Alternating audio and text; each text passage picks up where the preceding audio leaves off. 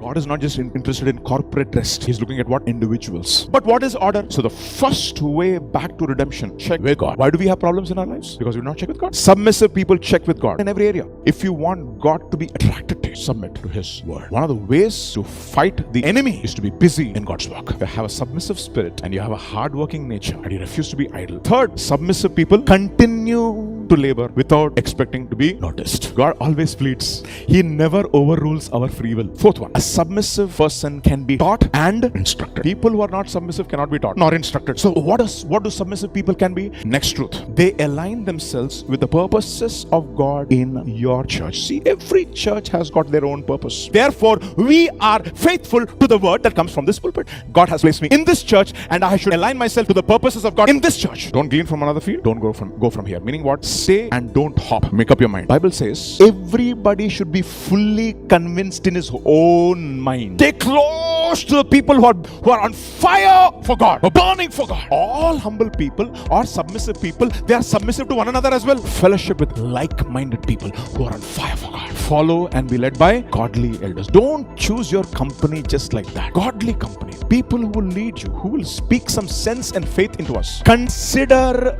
the outcome of their way of life and imitate what? Their faith. In following their example, follow their teaching. Two kinds of young men over here. In every church, you'll have compromisers and workers. I can't stop those young men from working in my field, but I will warn that young man, leave this person alone. Don't influence them. Young men who are not interested in God and young men who are drawing waters from the world. Stay away from the compromisers. In other words, protect your spiritual chastity. Choose your friends wisely, my dear brothers and sisters. Even in the body of Christ, only let the what? Godly satisfy you. You know what Jesus said? Jesus answered and said, everyone who drinks this water will be thirsty, but whoever drinks the water I give them. And the last, I know you went through some bitter experiences. I'm going to be a part of your suffering. Your problem is going to be my problem. And this is that beauty that attracts God, the spirit of submission. One thing He hates are rebels. The one person He loves and is attracted to is a person who is submissive.